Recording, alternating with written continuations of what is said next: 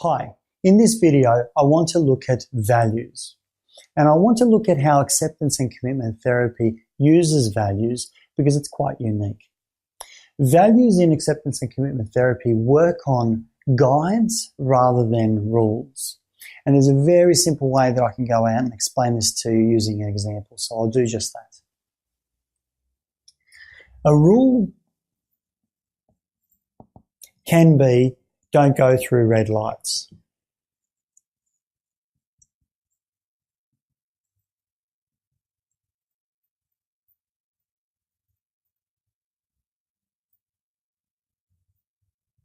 Now, don't drive through red lights is really useful because it means that we avoid accidents. It means that there's order on the road. It allows us to give right of way. When there's a red light, we know when to stop and so on. So it's quite useful in that sense. However, what's interesting is the rule is somewhat problematic. And it's problematic in the sense that there are times when I might need to break that rule. And so we design new rules to go out and try and account for those times. But in life, we don't have a whole series of rules that tells us when's it useful and when's it not. And so we want to be able to apply values. So a value in this sense would be the value of safety.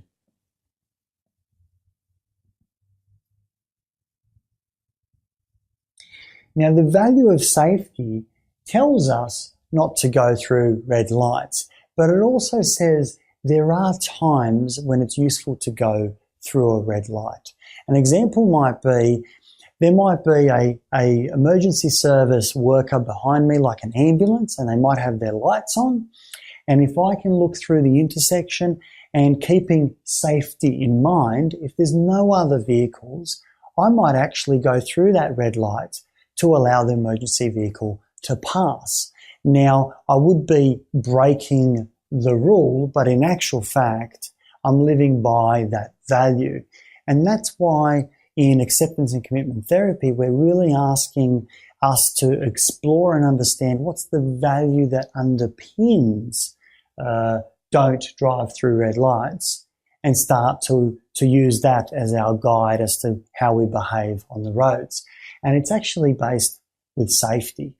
If I look at the value now of safety, it also tells me that I should indicate when I'm turning, or I should indicate when I'm changing lanes.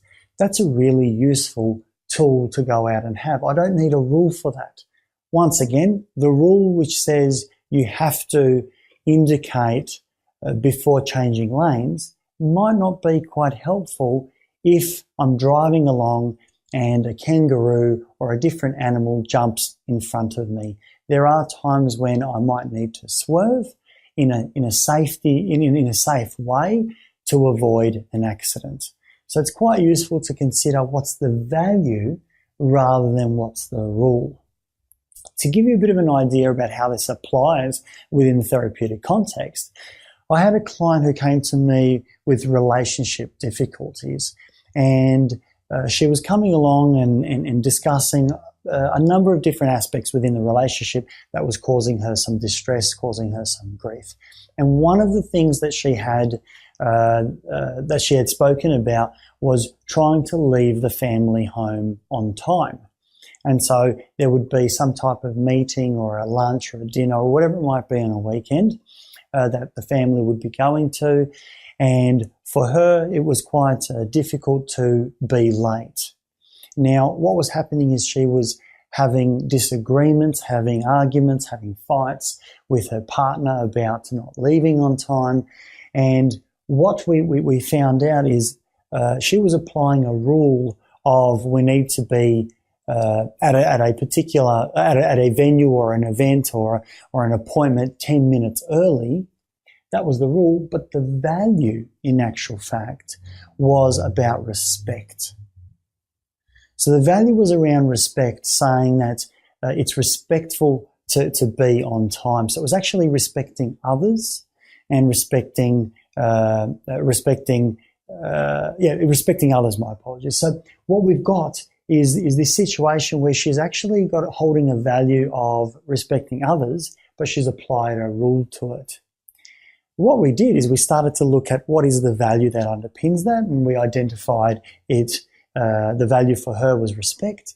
And then we did a very gentle and kind thing, which was looking at how is she respecting her partner? How is she showing respect to her partner? And so we were able to have a conversation of saying, this is a value that's really important to you. And you want to go and respect the friend that you've organised to meet with. And you also want to be respectful towards your partner, rather than just holding a rule that once we cling to it, it becomes problematic.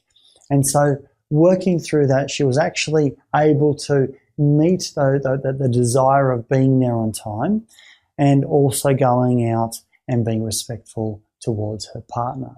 It goes one step further again, which is when someone is late for her, she can also understand that it's not necessarily a respect problem there, because sometimes there's a rule which says if I am late, I'm being disrespectful, and that's not quite accurate there either. There are all sorts of reasons that someone can be late, and in actual fact, we're trying to be respectful towards others. So when someone was late for her, she wasn't going out and judging them. She was respecting that there are things that are unforeseen and outside of their control, or their friend's control when they came late. So it's beautiful work to work with values rather than rules, and I really encourage you to try and find and extract more values from your clients rather than the rules. Find the rules, because then we can pull out what's the value that underpins it. But that's where we're trying to work from. It has a really vast application once we have some strong values in place. See you next time.